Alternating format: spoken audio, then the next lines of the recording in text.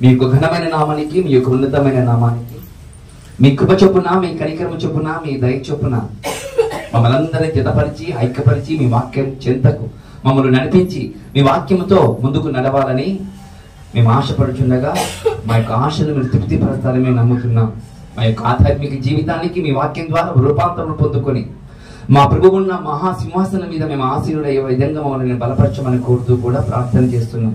చెప్తున్నాం, నాకు మీ యొక్క ఆత్మ సాయం కావాలి, వినబోతున్న మీ పిల్లలకు వినగల మనసును కూడా దయచేయమని కోరుకుంటూ మా ప్రభు మీ కుమారుడైన యేసుక్రీస్తుల వారి నామమున ఈ ప్రార్థన అడిగి సమర్పిస్తున్నాను పరలోకములో ఉన్న మా కన్న తండ్రి, ఆమేన్. ఒక మంచిది పిల్లల దేవుని వలన మనం ఇంతకు ముందు ప్రతి బుధవారం నాడు దేవుని యొక్క విలువైన విషయాలను మనం ఆలోచన చేస్తున్నాం.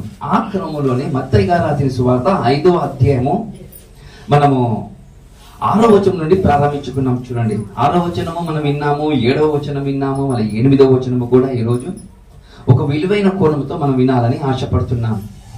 మళ్ళీ ఆ విలువైన కోణములో మనం ఆలోచన చేసేటప్పుడు ఒక్కసారి ఆ వచనాన్ని మనం చదువుకుందాం. మత్తయి గారు రాసిన సువార్త 5వ అధ్యాయము 8వ వచనం. మత్తయి గారు రాసిన సువార్త 5వ అధ్యాయము 8వ వచనం జాగ్రత్తగా చూసుకుందాం. హృదయ శుద్ధి గలవారు ధన్యులు, వారు దేవునిని చూచెదరు. మంచిది ప్రేమ దేవుని వలన ఒక మాట మనకు కనబడుతుంది. హృదయ శుద్ధి గలవారు ధన్యులు, వారు దేవుని చూచెదరు అని ఒక మాట మనకు కనబడుతుంది కదా. మరి చాలా మంది ఈరోజు మేము దేవుని చూచాము, దేవుడు మాతో మాట్లాడారు అని అంటున్నారు. ఒక కోణంగా ఆలోచన చేద్దాం.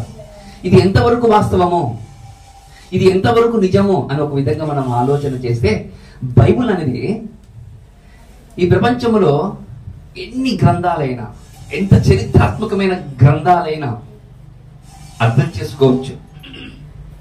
బైబిల్ కానీ, బైబిల్ దేవుడు కానీ అర్థం చేసుకోవాలంటే నువ్వు ఆయనతో నడవగలిగితేనే తప్ప, నువ్వు ఆయనతో ప్రయాణం చేసిన తప్ప ఆయన వాక్యం కానీ, ఆయన మనసు కానీ తెలుస్తుంది ప్రేమ దేవుని వలన. ఏమో చర్చికి వెళ్ళాము, కూర్చున్నాము, 4 మాటలు విన్నాము, 4 పాటలు పాడి 4 రూపాయలు చెంద వేసి వచ్చామంటే అది సరిపోతుంది.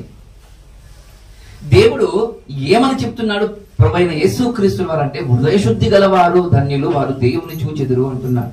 మరి ఇదే బైబిల్లో మరొక చోట మరొక మాట కూడా రాయబడింది.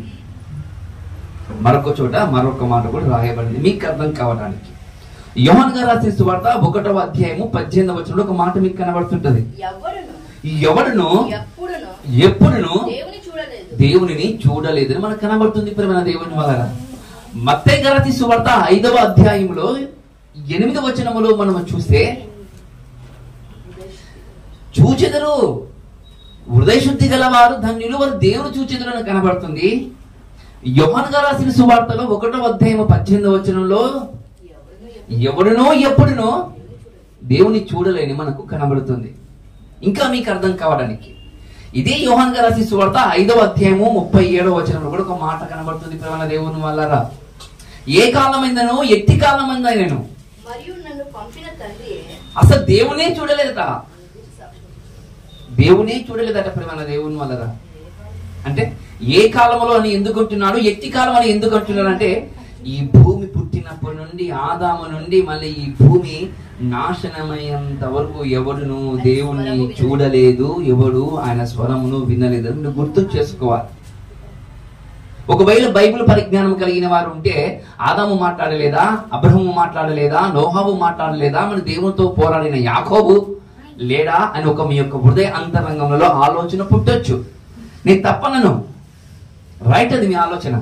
కానీ లేఖనాలను పరిశీలన చేయాలి. అందుకే మీకు ముందు చెప్పాను, ఈ ప్రపంచంలో అర్థం కావాలి దైవ గ్రంథము అంటే, ఈ బైబిల్ గ్రంథము అంటే నువ్వు ఆయనతో ప్రయాణం చేసే తప్ప అర్థము చేసుకోలేవు అని మీరు గుర్తు చేసుకోవాలి. అర్థం చేసుకోవాలంటే ప్రయాణం చేయాలి. 4 అడుగులు వేసి నేను ప్రయాణం చేశాను అంటే సరిపోదు. పెళ్ళైనప్పుడు భార్యాభర్తలకు ఒక యాజకుడు ఈ విధంగా అంటాడు. ఎన్ని అడుగులు ఏమంటాడు? 7 అడుగులు. ఎందుకు అని అడుగుతున్నా నేను. 1 అడుగు వేసి సరిపోదా? 2 అడుగులు వేసి సరిపోదా? 3 అడుగులు వేసి సరిపోదా? 7 అడుగులు ఎందుకు వెయ్యాలి? అదొక విధానం వాళ్ళది, అదొక ఆచారం వాళ్ళది.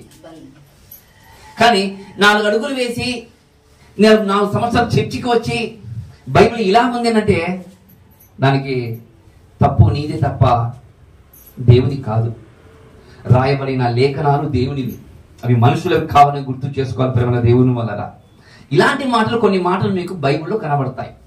ఇంకొక ఎగ్జాంపుల్ కూడా మీకు చూపించడానికి ప్రయత్నం చేస్తాను.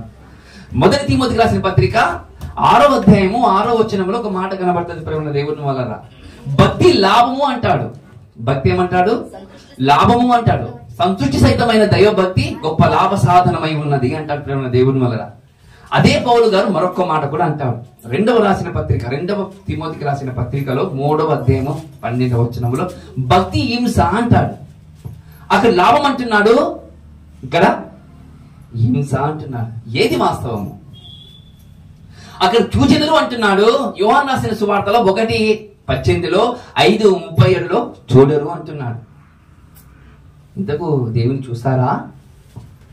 దేవుని చూడరా? ఆలోచన చేద్దాం. అంతకుముందు ఒక మాట కనబడుతుంది, హృదయము. ఏమంట? హృదయము. హృదయం అనగానే మన త్వరగా ఆలోచన వచ్చేది ఏంటిది అంటే గుండె. ఏంటి? గుండె అనుకుంటాం మనం. మీరు అనుకోవడంలో తప్పు లేదు. ప్రేమ దేవుని వలన. గుండె అనేది ఇది మానవ దేహంలో ఒక అవయవము. ఈ అవయము తల్లి కడుపులో పడినప్పుడు 17 రోజులకు ప్రారంభించబడుతుంది. ఈ అవయము ఏది? ఈ అవయవం గుండె అనేది. మళ్ళీ ఈ అవయవం యొక్క ప్రాముఖ్యత ఏంటిదంటే కర్ణికలు, జఠరికలు ఉంటాయి ఆ యొక్క హృదయానికి, అంటే ఆ గుండెకు. ఆ గుండె ఏమవుతుందంటే మానవ దేహానికి రక్త ప్రసరణ చేసి ఒక అవయవము. అలాగే ఈ మానవ దేహానికి రక్త ప్రసరణ చేసి ఈ అవయవాన్ని కొంతమంది ఈ విధంగా అన్నారు ప్రేమ దేవుని వల్ల. ఏమని అన్నారంటే చరిత్రకారులు 4 BC కాలంలో 4-5 సంవత్సరాల కిందట వాళ్ళు ఏమన్నారంటే హృదయం అనేది మనిషిని శుద్ధీకరించేది అన్నారంట. గుండె అనేది మనిషిని శుద్ధీకరించేది అని అంటే అర్థమవుతుందా? గుండె అంటే రక్త ప్రసరణ చేసేది కదా. ఈ అవయవానికి ఏదైనా గాయం అయితే, ఈ అవయవానికి ఏమైనా లోపం అయితే శరీరం అంతా క్షీణించిపోతుంది అన్నారట పెద్దవాళ్ళు అప్పటి కాలంలో. జపాన్ వాళ్ళు కూడా ఒక మాట అన్నారు ప్రేమ దేవుని వల్ల. ఏది? గుండెల గురించి, ఈ హృదయాన్ని గురించి వాళ్ళు ఏమన్నారంటే వారి భాషలో, జపాన్ భాషలో ఇనోమ్ అంటారంట ప్రేమ దేవుని వల్ల. ఇనోమ్ అని అంటారంట. ఈ ఇనోమ్ అనేది తాత్కాలికంగా ఇప్పుడు కూడా పదం వాడుతూనే ఉన్నారు. ఈ పదాన్ని వాడుతూనే ఉన్నారు ప్రేమ దేవుని వల్ల. దానికి అర్థం ఏంటంటే ఆకాశానికి అలాగే మధ్య ఉన్న భూమికి ఎంత వ్యత్యాసం ఉంటుందో, ఎంత తేడా ఉంటుందో ఆ ఇనోము కూడా అలాగే ఉంటుంది అన్నారంట. అర్థం కావాలి ఇక్కడ, చాలా లోతైన మాట. ఆకాశానికి భూమికి మధ్య ఎంత విస్తారం ఉంటుందో, ఎంత స్పేస్ ఉంటుందో, హృదయం అనేది కూడా అంత ఉంటుందన్నారంట. అంటే హృదయము, ప్రతి డాక్టర్ ఒక మాట అన్నారు. ఏమన్నాడు? ఒకసారి మీ పిడికిలు పట్టుకుంటే, బిగించుకుంటే మీ గుండె ఇంత ఉంటుందని అన్నారు. చిన్నప్పటి నుండి మనం అదే పాఠాలు మనం వింటున్నాం. కానీ ఈ జపాన్లో ఇనోమ్ అనే మాటకు భూమికి ఆకాశానికి ఉన్నంత స్పేస్, అంత విశాలంగా ఉంటుంది హృదయము అని అన్నారట. గుండె అన్నారంట. అంటే గుండె అంటే ఏదో ఎక్కడికో ఆలోచన వెళ్ళిపోతున్నాయి. చూడండి, ఎక్కడో ఆలోచన వెళ్ళిపోతున్నాయి. గుండె అంటే హృదయమా? కాదు. గుండె వేరు, హృదయం వేరు ప్రేమ దేవుని వల్ల. గుండె వేరు, హృదయం వేరు. ఇంతకు హృదయం అంటే ఏంటంటే జపానీస్ వాళ్ళు చెప్పారు కదా, ఇనోమ్ అనేది ఆ పదానికి కొద్దిగా మనం లోతుగా ఆలోచన చేస్తే విశాలంగా ఉంటుంది అన్నారంట. ఎలా ఉంటుందంట? విశాలంగా ఉంటుందని చెప్పారంట. విశాలం అంటే చాలా గొప్పగా ఉంటుందంట హృదయం అనేది. మరి అలాంటి హృదయం గురించి బైబిల్ ఒక మాట ఉంటుంది ప్రేమ దేవుడు. కొద్దిగా ఇంకా మీకు అర్థం కావడానికి హెజికేలు గ్రంథము 36వ అధ్యాయంలో మీకు అర్థం కానికి చదివిస్తున్నాను నేను. హెజికేలు గ్రంథంలో 36వ అధ్యాయంలో ఒక మాట మీకు నేను చూపించాలని ఆశపడుతున్నాను. 36వ అధ్యాయంలో 25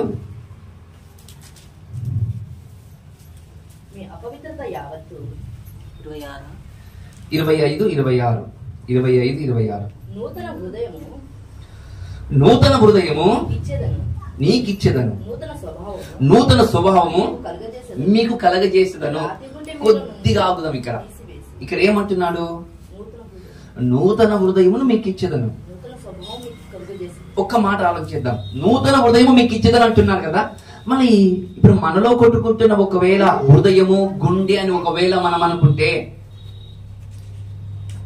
ఇప్పుడు మనసుకి ఎన్ని గుండెలు ఉండాలి? 2 ఉండాలి. 2 ఉన్నాయా అని అడుగుతున్నా నేను. మళ్ళీ ఒకటే ఉంది కదా. అంటే ఏమో చెప్పాలని దేవుడి ప్రయత్నం చేస్తున్నాడు.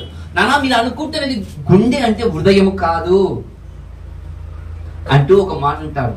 మీకు నూతన హృదయములు మీకు నేను ఇచ్చేదను అంటున్నాను ప్రియమైన దేవుని వల్ల. ఈ హృదయములు కూడా కొన్ని అర్థాలు ఉన్నాయి. మీకు చెప్పడానికి ప్రయత్నం చేస్తాను మీకు నేను. ఒకసారి చూడండి. దీని ఏమంటారు? తక్కువగా తెలియగానే చదువుకుంటున్న పిల్లలు ఇది లవ్ సింబల్ అంటారు. తెలుగులో చెప్పండి. హృదయము అంటారు కదా. ఇది హృదయం కదా. ఒక్కసారి మీకు అర్థం కావడానికి మరి దీని ఏమంటారు? దీనేమంటారు? ఇది కూడా హృదయమే. దీని గురించి తర్వాత చెప్తాను. మరి దీని ఏమంటారు?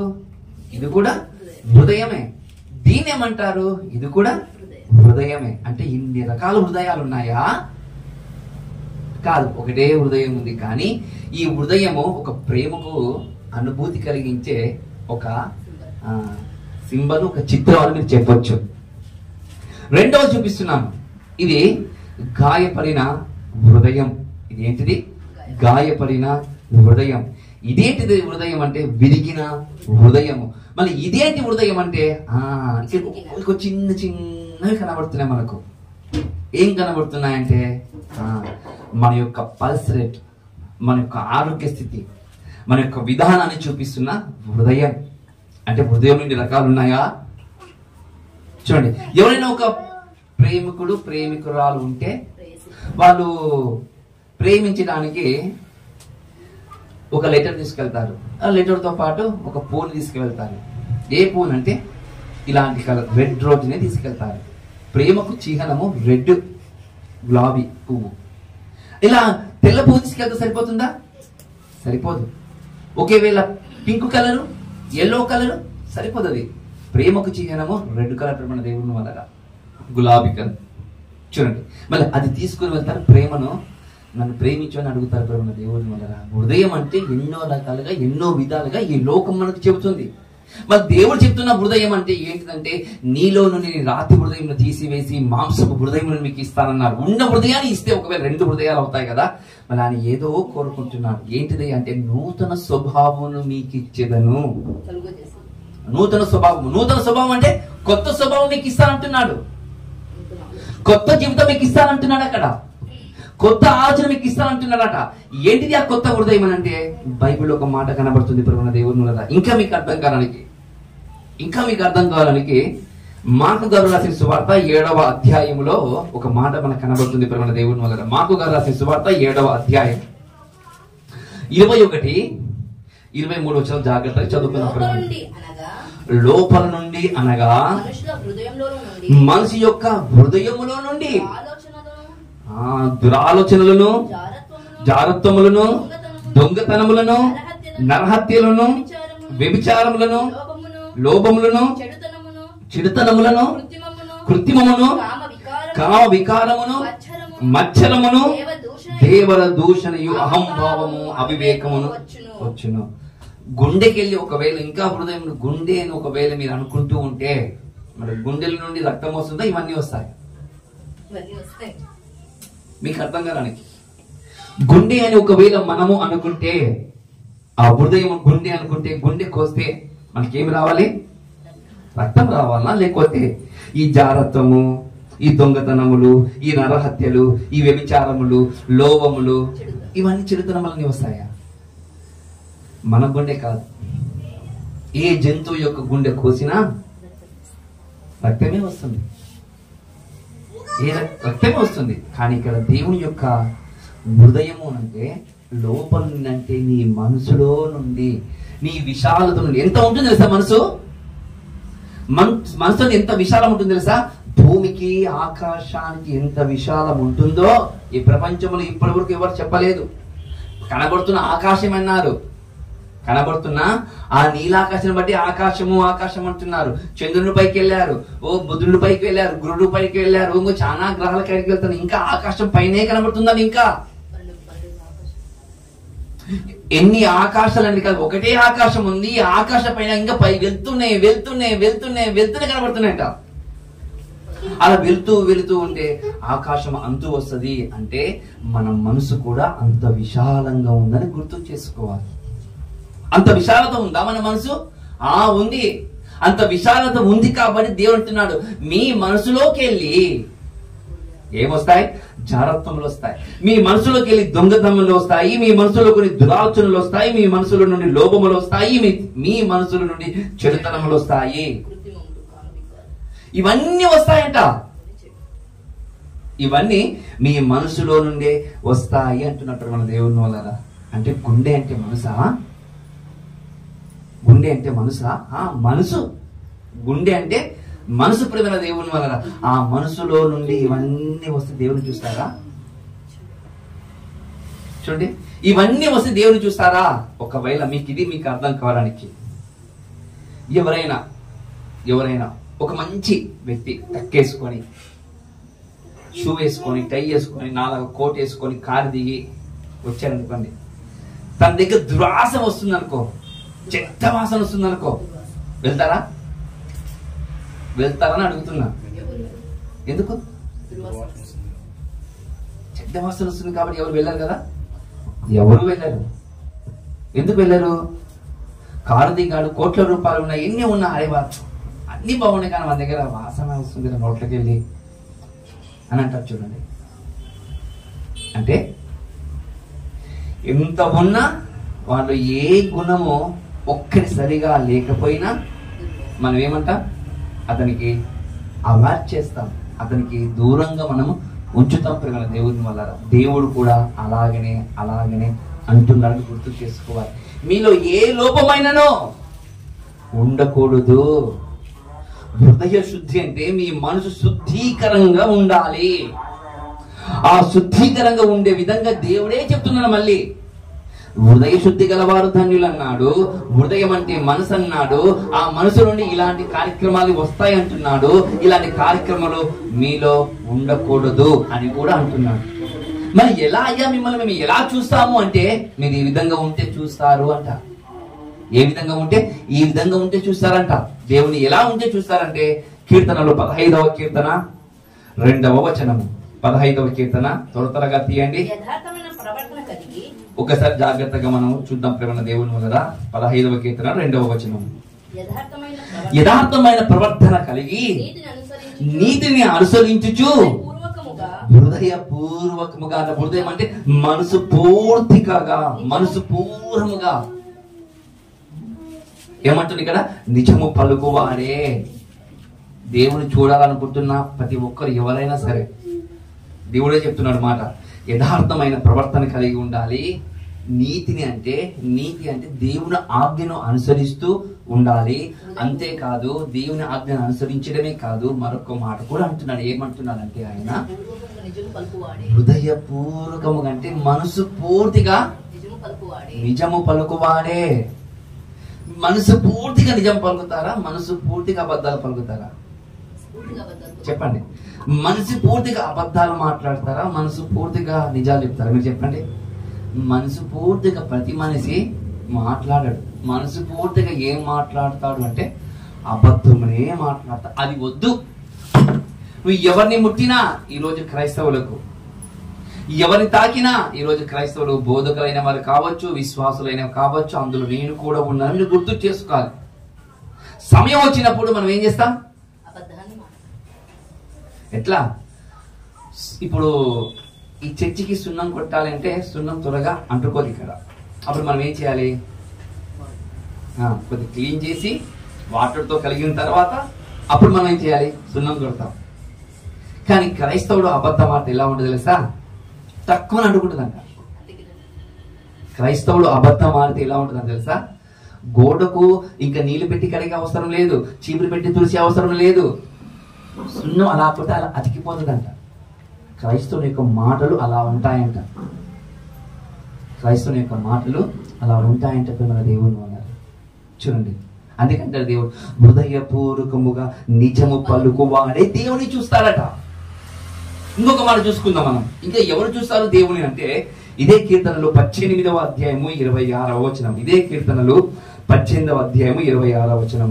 సద్భావం గలవారి ఎడల సద్భావం చూపుదువు. ఇది వద్దులేండి, బాగుండదు, ఆ వచనం వద్దు, ఆడవరికి చాలు. సద్భావము కలిగిన ఎడల సద్భావం చూపుదువు. నువ్వు సద్భావమును కలిగిన ఎడల, సద్భావం అంటే మంచి భావము కూడుకున్న వ్యక్తి ఒకవేళ నీవుంటే అదే క్యారెక్టరు, అదే లక్షణాలు నీవు కూడా ఎదుటివాణిని చూపించావనుకో, అదే సద్భావం మరలా నీ ఎదుట వస్తుందంట. చూడండి, సద్భావము కలిగిన ఎడల నీవు సద్భావము చూపుదువు. చూడండి, పెద్దవారి విధంగా అంటారు ప్రేమ దేవుని వల్ల. ఇంకేమంటారంటే తండ్రికి తగ్గ తనయుడు, తండ్రికి తగ్గ కుమారుడు, కొడుకు అంటారు. చూడండి, అంటారంటే ఖచ్చితంగా అంటారు, తండ్రికి తగ్గ కొడుకే అంటారు.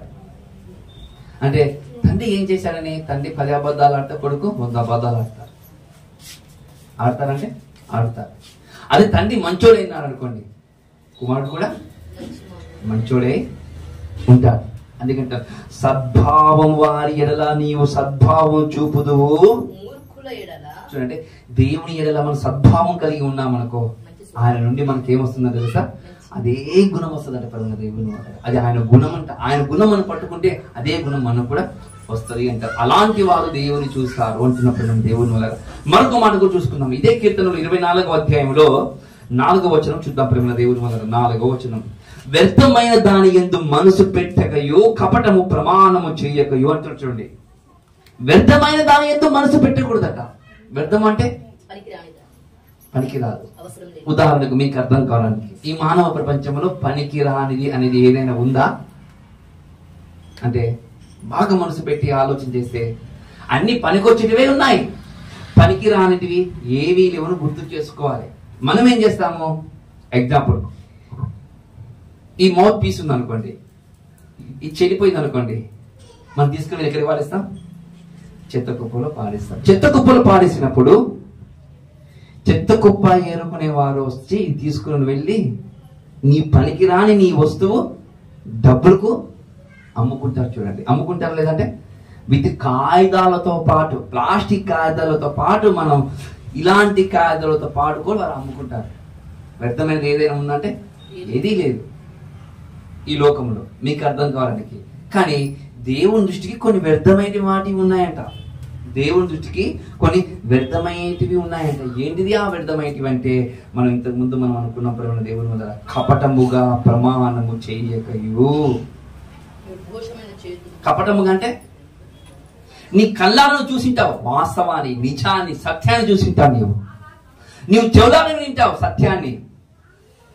నీ దగ్గరికి రాగానే సత్యం చెప్తావా, అసత్యం చెప్తావా, నిజం చెప్తావా, అబద్ధం చెప్తావా? మనకెందుకు ఈ గొడవలు, మనకెందుకు ఈ తాకట్లు, మనకెందుకు ఈ సమస్యలు?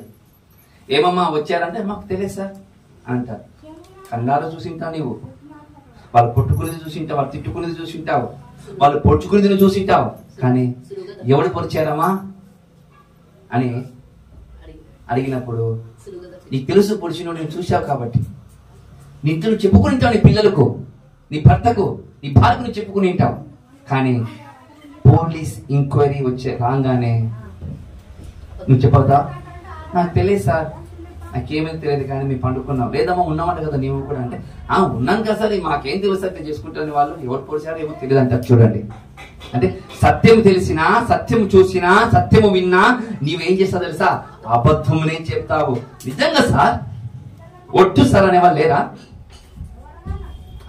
అందుకంటే దేవుడు ఏమంటారు తెలుసా? కపటముగా ప్రమాణము చేయకయు నిర్దోషమైన చేతులు శుద్ధమైన హృదయమును కలిగి ఉండువాడే. నిర్దోషమైన చేతులు అంటారు. చూడండి, నిర్దోషం అంటే దోషం లేని. దోషం అంటే ఈ తెల్లగా ఎర్రగానే కాదు, ఇక్కడ నల్లగానే కాదు. అంటే ఈ చేతులు అంటే చేతులు కాదు, మచ్చగుడి కాదు, చేతులు అంటే మనసు. అంటే నిర్దోషమైన మనసు కలిగి ఉండాలి అంటారు. చూడబడిన దేవుని వల్ల నీ నిర్దోషమైన మనసు కలిగి ఉండి నీ చేతులతో నువ్వు ఏం చేయాలంటున్నాడు తెలుసా దేవుడు? శుద్ధమైన హృదయమును కలిగి ఉండువాడే. అంటే నీవు నిర్దోషమైన చేతులు కలిగి అనేకులకు సహాయం చేసే విధంగా వెళ్ళాలి. దేవుడు చూచేవాడు ఇలా ఉంటాడంట, అబద్ధం పలకడంట, కపటముగా మాట్లాడాడట, సద్భావం కలిగి ఉంటాడట. ఇప్పుడు మనం చూస్తున్నాము, ఏమి చూస్తున్నామంటే వ్యర్థమైన దానిని మనసు పెట్టినంట. ఎవడు వ్యర్థమైన దాన్ని మనసు పెట్టినంట? ఈరోజు వ్యర్థమైన దానికోసమే మనసు పెడుతున్నాడు. చూడండి ఈరోజు చూడండి, మాకు పింఛన్లు పెంచాలని అంటలేదా? మాకు గ్యాస్ తక్కువ చేయాలని అంటలేదా? మనం అంటున్నాం. వాళ్ళు మన ఆసరా చేసుకొని మాకు ఓటేస్తే, ఇది బాగా గుర్తుపెట్టుకోండి, మాకు ఓటేస్తే మీకు సిలిండర్ 400కి ఇస్తాము, మీకు పింఛన్లు ఇస్తాము, మీకు ఇల్లు కడుకోవడానికి 5 నుండి 10 లక్షలు ఇస్తామని అంటలేదా? అంటున్నా లేదా? అప్పుడు నువ్వేం చేస్తావు? మరి వీళ్ళకేద్దాం లేదా ఓటు అని వీళ్ళకేస్తావు. ఓటేసిన తర్వాత మీకు అర్థం కావడానికి నువ్వు ఏ పార్టీకి ఇస్తావో నాకు సంబంధం లేదు. ఓటేసిన తర్వాత వచ్చి నీకు ఇల్లు ఇస్తాడా? నీకన్నా ఎలాంటి వాళ్ళు ఉన్నారో ముందు గుర్తుపెట్టుకోవాలి. ఓటేసేటప్పుడు నీకు అంటాడు కానీ ఓటే వేరు. ఎవరికి ఇస్తారు అంటే వారి దగ్గర ఉన్న వాళ్ళకు మాత్రమే సహాయం చేస్తారు. ఎక్కడో మూలగా ఉన్నవాడిని నిన్ను తీసుకొని వచ్చి ఇల్లు ఇవ్వడు. ఎక్కడో మూలగా ఉన్నవాడిని తీసుకొని వచ్చి నీకు కూర్చుని చోట పింఛన్ ఇయ్యడు. పింఛన్ ఇవ్వాలనా చాలా ఉన్నాయి, అది పక్కన పెడతాం కొద్దిసేపు. రాజకీయం గురించి మనకు అవసరం, కానీ వాటిపైనే మనసు పెడుతున్నా చూడండి. ఈరోజు మనము కావచ్చు, వేరే వాళ్ళు కూడా కావచ్చు. చూడండి ఎగ్జాంపుల్ ఇంకా మీకు బాగా అర్థం కావడానికి, మీకు ఈ నెల 10వ తారీఖు నాడు మీకు ఆధార్ కార్డు ఉన్న ప్రతి ఒక్కరికి 50,000 రూపాయలు ఉచితంగా ఇస్తున్నాం అంటే మనం ఏం చేస్తాం? పరిగెత్తుతాం. మన 4 గంటలు పరిగెత్తది కాదు, రాత్రి 12 గంటలకే వచ్చి కూర్చుంటారు లైన్లో. చూడండి, అంటే వ్యర్థమైన దానికి అంటారంటే దేవుడే అన్నాడు, ఈ శరీరము వ్యర్థమైనది, ఈ శరీరము నిష్ప్రయోజనమైనది, దాని మీద మనసు పెట్టొద్దు. నువ్వు దాని మీద మనసు పెడితే నువ్వు దేవుని చూడలేవు. దాని మీద మనసు పెడితే నువ్వు దేవుని చూడలేవు అనే విధంగా కాబట్టి చూడండి దేవుని మాట. మరొక మాట కూడా మనం చూసుకుందాం. మత్తయి గారు రాసిన సువార్త 23వ అధ్యాయము. మత్తయి గారు రాసిన సువార్త 23వ అధ్యాయము 25 వచనము జాగ్రత్తగా చూద్దాం మనం. అయ్యో వేషధారులైన శాస్త్రులారా, పరిసయ్యులారా, కొద్దిగా అక్కడ వద్దు, మనకు అవసరం లేదు. శాస్త్రులారా, పరిసయ్యులారా అంటున్నాడు. అంటూ ఒక మాట వేషధారులు అంటున్నారు. మరి శాస్త్రుల పరిచయులు ఎవరు తెలుసు కదా? ఎవరంటే బైబిల్ పట్టుకున్న వారే. ఈ శాస్త్రులు పరిచయులు ఎవరంటే ధర్మశాస్త్రం నుండి వాళ్ళ దగ్గర ఉన్నిందే, దేవుని యొక్క శాస్త్రం వాళ్ళ దగ్గర ఉన్నాయి. అయినా కూడా దేవుని యొక్క ధర్మశాస్త్రం మీ దగ్గర ఉన్నా మీరు వేషధారణ కలిగి జీవిస్తున్నారు. చూస్తున్నారా? మీరు వేషధారణ కలిగి మీరు జీవిస్తున్నారు. మీకు తెలుసా? మీరు ఇలా ఉంటే, ఇలా చూస్తే దేవుడు కనిపిస్తాడని మీరు ఎలా అనుకుంటున్నారు? దేవుడు కనిపిస్తుందా? వేషధారణ కలిగి ఉంటే దేవుడు కనిపిస్తాడా అంటే కనిపించడు. వేషధారులైన వారికి దేవుడు కనిపించడు.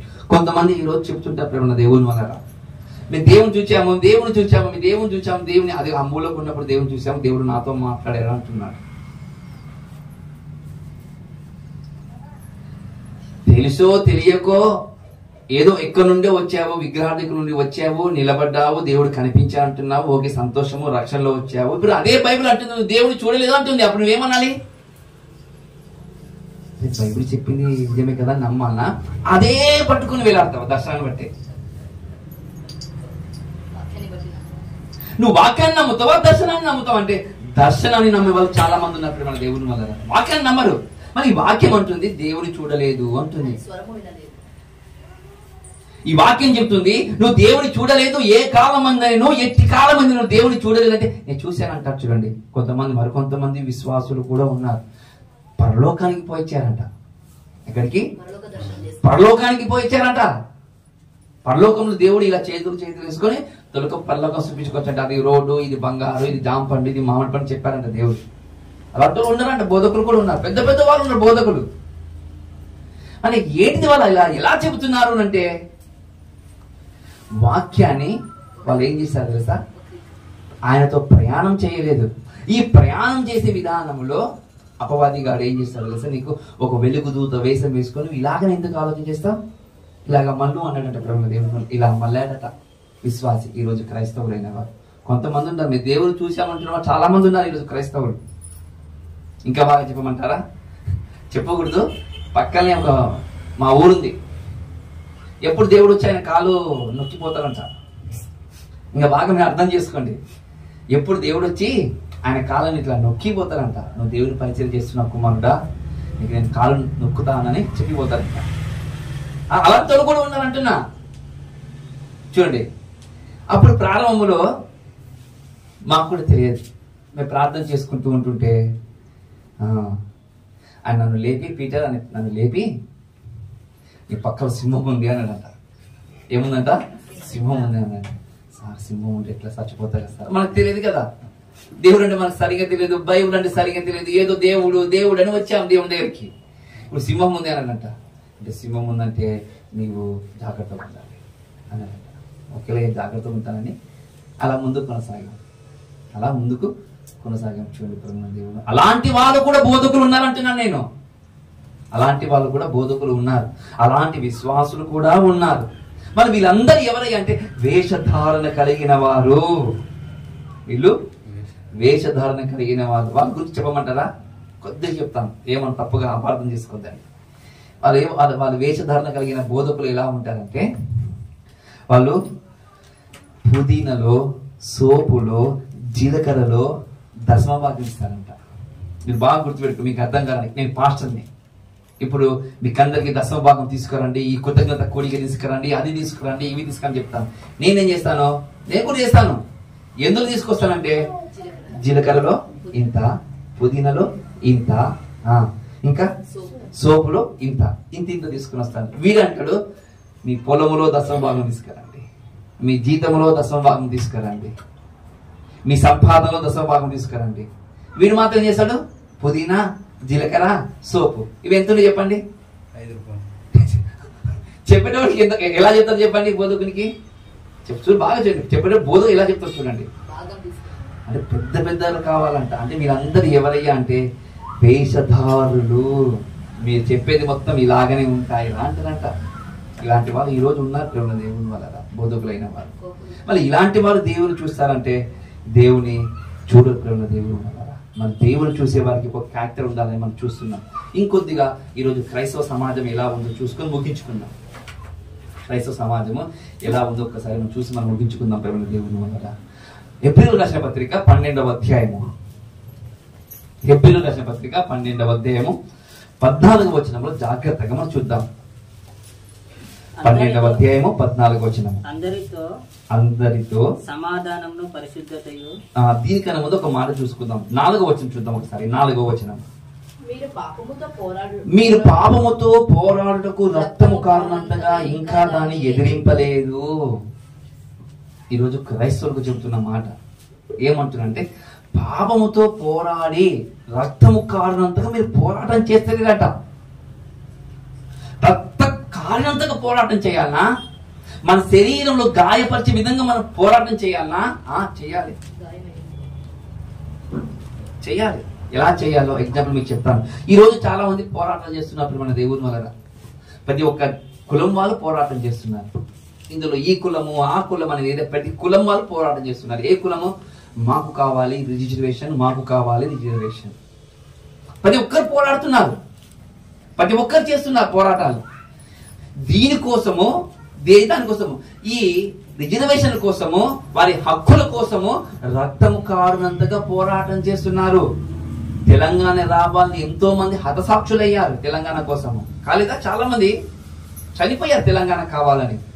అలాగే ఈరోజు మా కులానికి ప్రాముఖ్యత ఇవ్వండి, మా కులానికి ప్రాముఖ్యతని ఇవ్వండి అని చెప్పారు. చూడండి దేవుని వల్ల. మన కర్నూలు కూడా మీటింగ్ జరిగింది మా కులం గురించి.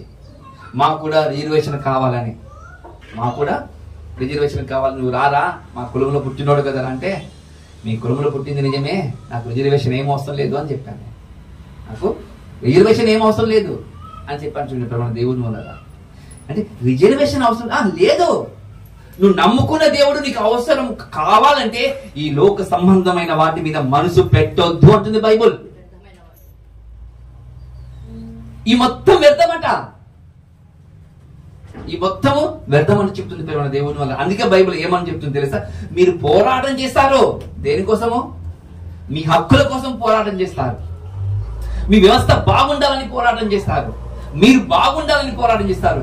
నా దేవుడు గొప్పవాడు, నా దేవుడు సజీవుడు, నా దేవుడు అందరిని రక్షించడానికి ఈ లోకానికి వచ్చిన వాళ్ళని ఎప్పుడైనా గొంతెత్తి పోరాటం చేశారా? పోరాటం చేయలేదు, మనం చెయ్యం. మనం దేనికోసం పోరాటం చేస్తాము? మా హక్కులు కావాలని పోరాటం చేస్తాం ప్రేమ దేవుడు. అందుకంటున్నాడు, మీరు రక్తము కారునంతగా పాపముతో ఎప్పుడు పోరాటం చేయలేదు. మీరు రక్తం కారునంతగా పాపముతో మీరు పోరాటం చేయలేదు. పాపముతో మనం పోరాటం చేయలేదు. రక్తం కారాలి. పాపముతో ఎలా రక్తం కారుతుంది సార్ అంటే, అందరు వస్తుంటారు, నేను కాని మాటలు లేని మాటలు అంటూ ఉంటుంటారు. కొంతమంది వస్తుంటారు, దేవుని గురించి చెబుతుంటే నిన్ను గాయపరుస్తుంటారు, అప్పుడు రక్తం కారిపోతుంటది. చూడండి, కారిపోయేటప్పుడు దేవానికి మహిమ కలుగుగా కానీ చెప్పాలి. మళ్ళీ వాళ్ళ దగ్గరికి వెళ్ళి ఏం రా కొడతావారా అని మళ్ళీ కేసులు చేయకూడదు. చూడండి, ఈరోజు ఇలాంటి సమాజంలో మనం ఉన్నాం ప్రేమ దేవుని వల్ల. అందుకే దేవుడు అంటున్నాడు, మీరు రక్తం కారునంతగా మీరు ఎప్పుడు పాపముతో పోరాడలేదు. పోరాడుతుంది కదా మీకు తెలిసేది దేవుని యొక్క హృదయ శుద్ధి అనేది. మీ యొక్క హృదయ శుద్ధి అనేది అప్పుడు మీకు తెలుస్తుంది కదా. ఎవరున్నారయ్యా అంటే ఎవరు లేరని విధంగా మనకు కనబడుతుంది ప్రేమ దేవుని వల్ల. మరికొన్ని విషయాలు చెప్పడానికి నేను ప్రయత్నం చేస్తాను. మొదటి పేతురు రాసిన పత్రిక 1వ అధ్యాయం 22వ వచనంలో దేవుడు చూసే వారి యొక్క మనసు ఏ విధంగా ఉంటుందో ఒక మాట మీకు చెప్పాలని ఆశపడుతున్నాను. మొదటి పేతురు 1వ అధ్యాయం 22వ వచనం. మీరు క్షయబీజం నుండి కాక, ఇక్కడ బాగా చిన్న మనసు పెట్టండి, మీరు క్షయ బీజము నుండి కాక శాశ్వతమగు జీవము గల దేవుని వాక్యం మూలముగా అక్షయ బీజము నుండి పుట్టారు. మీరు పుట్టింది ఎవరో తెలుసు కదా, అల్లా టప్పలో కాదు మీరు పుట్టింది. క్షయమైన బీజం కాదు మీరు పుట్టింది, అక్షయమైన బీజము, ఎల్లప్పుడూ నిలిచిపోయే బీజము. అలాంటి బీజానికి పుట్టిన వాళ్ళు మీరందరూ. ఆ అక్షయ బీజమే దేవుని ప్రేమ దేవుని వల్ల. ఆయనలో నుండి వచ్చిన వారం మనము, ఆయనలాగా ఉండాలి. ఆయనలో నుండి వచ్చిన వారము ఆయనలాగా ఉండాలని చెప్తా దేవుని వల్ల చెబుతూ, అక్షయ బీజం నుండి పుట్టిన వారు గనక నిష్కపటమైన సహోదర ప్రేమ కలుగునట్లు. ఎలా ఉండాలంట? నిష్కపటమైన సహోదర ప్రేమ కలిగి ఉండాలి. నిష్కపటమైన సహోదర ప్రేమ ఉండాలనా? నిష్కపటమైన సహోదర ప్రేమ చూపెట్టాలని బైబులే చూపిస్తుంది. ఈరోజు సహోదర ప్రేమ ఉందా అంటే ఎంతమందికి ఉందో అది దేవుడికి తెలుసుకోవాలి. ఎంతమందికి ఉందో అది మనకు తెలియదు ప్రేమ దేవుని వల్ల. పైకి మాత్రం వందనా చెప్తారు ప్రేమ దేవుని వల్ల, పైకి మాత్రం వందనా చెప్తారు. మనసులో మాత్రం ఎలా ఉంటుందో మనం ముందు మనం చూసాం. ఎలా ఉంటుందంటే పైకి మాత్రం వందనం చెప్పి వారి మనసులో ఏదో ఉంటుందంట, ఏదో ఆశించి మీకు వందనాలు చెప్తారంట. అంటే ఏదో తన మనసులో ఒకటి ఉంచుకొని నీకు వందనాలు చెప్తారంట. వాడు ఏదో ఆశించి నీకు వందనాలు చెప్తారంట. చూడండి, అలాంటి వాళ్ళు లేరంటే ఈరోజు క్రైస్తవ సమాజంలో పుట్టగొడుగులాగా పుట్టుకొస్తున్నారు. అప్పటి నుండి ఇప్పటి వరకు పెరుగుతూనే ఉన్నారు. తగ్గేవారు ఎవరు లేరు. చూడండి ప్రేమ దేవుని వల్ల తగ్గేవారు ఎవరు లేరు. అందుకంటున్న దేవుడు, ఒరే మీరు నిష్కపటమైన సహోదర ప్రేమ కలుగునట్లు మీరు సత్యములకు విధేయులవుట చేత మీ మనసును పవిత్రపరచుకొని వారి ఉండి ఒకరికొకడు హృదయపూర్వకముగా ఏమంటారు తెలుసా? మికటముగాను ప్రేమించుడి. ఏది ఉండకూడదు ఇంకా మీ మనసులో. మికటముగా ఉండండి, ఒకరినొకరు ప్రేమించే విధంగా స్వభావం కలిగి ఉండండి అని చెప్తా. చూడండి దేవుని ప్రేమించడం అంటే మీ ఇంటికి వచ్చి మీరు బట్టలు ఉతుకుతుంటే ఆ బట్టలు ఉతికి నీళ్లు తీసుకొస్తుంటే నీళ్లు తీసుకొచ్చి అలా దేవుని వాక్యం చెప్పి మిమ్మల్ని సరి చేయడమే ప్రేమించడము అని గుర్తు చేసుకోండి ప్రేమ దేవుని వల్ల.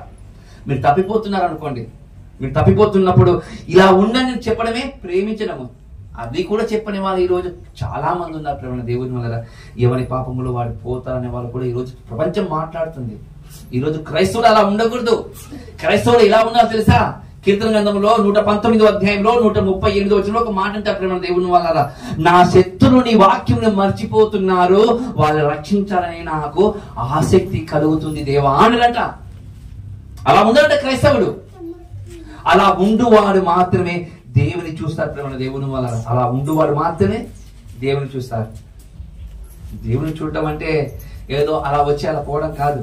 దేవుని చూడాలంటే ఈ లోకంలో నువ్వు ఆయన చెప్పినట్లు లోబడుతూ ఉండాలి, చెప్పినట్లు లోబడుతూ ఉండాలి ప్రేమ దేవుని వల్ల. అలా లోబడే విధంగా దేవుడు మనకి ఏం చేస్తున్నాడు సార్?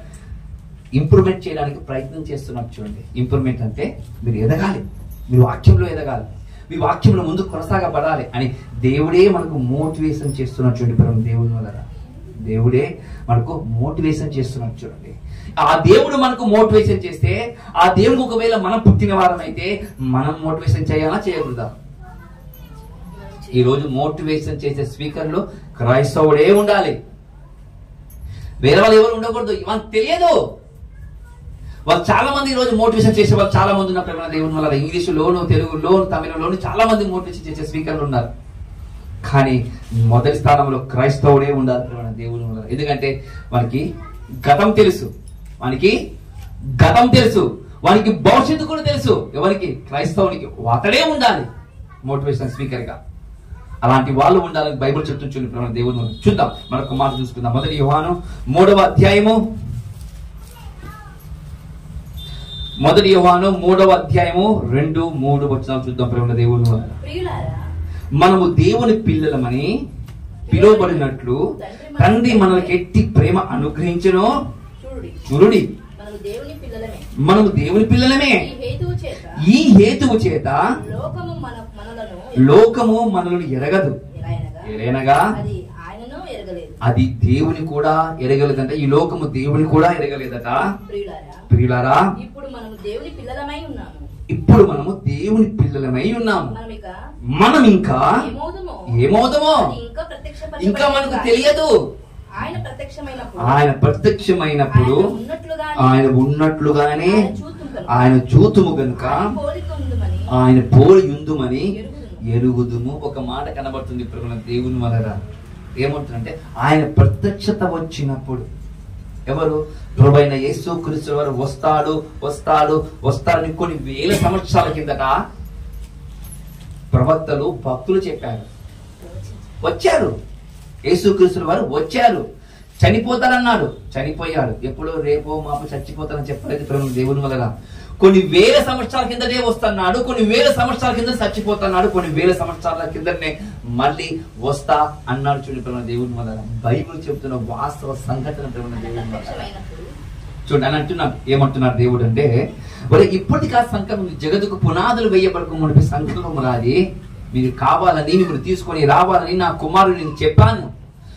మా కుమారుడు ఈ లోకానికి వస్తాడు, ఆకాశానికి భూమికి మధ్యలో వేలాడతాడు, చనిపోతాడు, ఆయన మరలా వస్తాడు. ఆయన ఎలా వస్తాడో మీరు కూడా అలాగనే ఆయన చూస్తారు. దేవుని చూడాలంటే చనిపోయిన యేసుక్రీస్తు మరలా వచ్చేటప్పుడు ఎలా వస్తారంటే యావత్ ప్రపంచానికి ఆత్మరూపిగానే కనపడతాడు. ఎలా వస్తాడు? ఆత్మరూపిగానే కనపడతాడు. ప్రేమ దేవుని ఆత్మరూపిగా కనపడుతున్నామంటే నువ్వు శరీరముగా ఉన్నప్పుడు చూడలేవు. ఆయన శరీరముగా ఉన్నప్పుడు నువ్వు ఆయన చూడలేవు. నువ్వు ఎలా చూస్తావంటే నీవు కూడా దేవునిలో బతికి దేవునిలో చెప్పినట్టు నీవు నడుచుకుంటూ చనిపోతే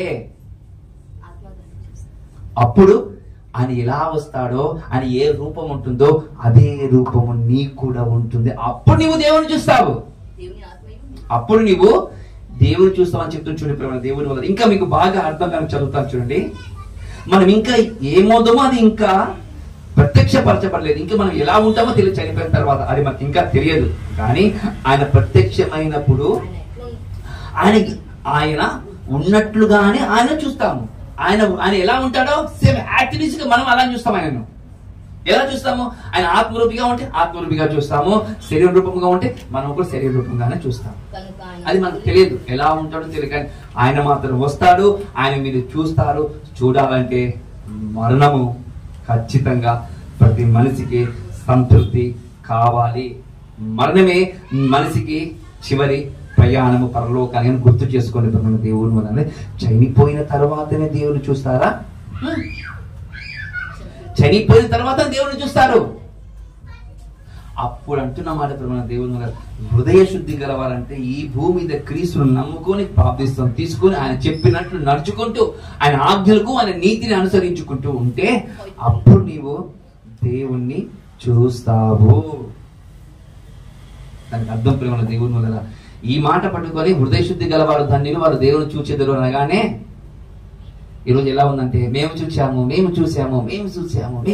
చాలా మంది అంటున్నటువంటి దేవుని వల్ల కాదు.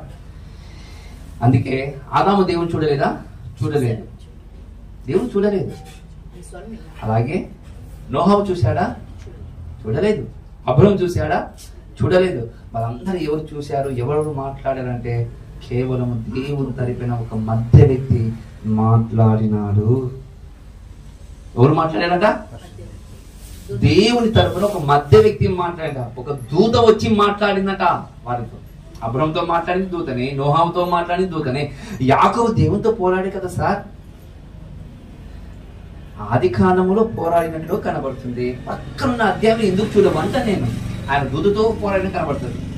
అది చదవవా? అది మాత్రం పట్టుకుంటావు. పక్కనున్న అధ్యాయంలో కనపడదా వచనం నీకు? పోని అక్కడ పట్టుకొని, లేకపోతే మనలాంటి వాళ్ళు కొంతమంది ఉంటారు కదా, ఎలాంటి వాళ్ళు చూశారు అనుకోండి కదా. అందుకని ఓషే గ్రంథంలో 12వ అధ్యాయంలో ఒక మాట అన్నారు. అబ్రహాము పోట్లాడింది, క్షమించండి, యాకోబు పోట్లాడింది దేవునితో కాదు నాయన దేవదూతతో అంటారు. చూడండి 12వ అధ్యాయము ఓషే గ్రంథము 12వ అధ్యాయంలో ఒక మాట చూద్దాం ప్రేమ దేవుని వల్ల. 12 చదవండి. అతడు దూతతో పోరాడి, అతడు ఈ దూతతో పోరాడి, అతడు అంటే ఎవరు? పైన ఒక మాట కనబడుతుంది. తల్లి గర్భమందు యాకోబు తన సహోదరుని మడమను పట్టుకొని మగసిరి కలవాడై అతడు దేవునితో పోరాడెను. అతడు దూతతో పోరాడి జయమొందెను. దూతతో పోరాడి జయమొందాడు, దేవునితో కాదు, దూతతో. చూడండి మన దేవుని వల్ల మళ్ళీ ఇలాంటి మాటలు బైబిల్లో ఎన్నో కనబడుతుంటాయి. కానీ మనసుతో ఆలోచన చేయాలి. హృదయం అంటే మనసు అని మనం గుర్తు చేసుకోవాలి. హృదయం అనేది విశాలమైనదని గుర్తు చేసుకోవాలి. మళ్ళీ ఇలాంటి మాటలు విన్న మనము హృదయ శుద్ధి కలిగిన వారిగా ఉండి ఆ దేవాది దేవుని చూడాలని ప్రభునామను కోరుకుంటూ ఈ కొద్ది మాటలు ముగిస్తున్న తలలో ఉంచుకున్న వారమైతే ప్రార్థన చేసుకుందాం. ప్రేమ దేవుని వలన మహోన్నతులు వెళ్ళే తండ్రి, పరలోకములు ఉన్న మా దేవ, మీ యొక్క ఘనమైన నామానికి, మీ యొక్క ఉన్నతమైన నామానికి మాకు ఇచ్చిన గొప్ప అవకాశం బట్టి తండ్రి మేము స్తుతిస్తున్నాము. దేవా, ఉన్నతమైన మాటలు మాకు వినిపింపజేశారు ఈనాడు. దేవా, ఈ ప్రభు దినములో హృదయ శుద్ధి గలవారు ధన్యులు వారు దేవుని చూచెదరు అన్నారు. ఎప్పుడు చూస్తాము, ఏ విధంగా చూస్తాము, ఏ విధంగా ఉంటే చూస్తామో మాకు చూపించారు దేవా మీ మాటల ద్వారా. మరి అలాంటి క్రమంలో మేము ముందు ఉండాలని కృప చూపండి. ఒక్కసారి మీరు చూస్తే చాలు దేవా, మేము పరలోకం స్వతంత్రించుకున్నట్టుగా మాకు కనబడుతుంది. మళ్ళీ మా మరణం ద్వారానే మేము చూస్తామని మాకు అర్థమవుతుంది. ఆ మరణానికి జయించే వారిగా ఈ లోకములో తండ్రి మేము చనిపోయిన వారిగా ఉండగలిగే భాగ్యాన్ని, ధన్యతను మాకు దయచేయమని కోరుకుంటూ మరొకసారి మా సంఘానికి మీ చేతులుగా అప్పగించుకుంటూ మా ప్రభు మీ కుమారుడైన యేసు క్రీస్తు వారి అతి పరిశుద్ధ అతి పవిత్రమైన నామమున ఈ ప్రార్థన అడిగి సమర్పిస్తున్నాను. పరలోకములో ఉన్న మా కన్న తండ్రి, ఆమేన్.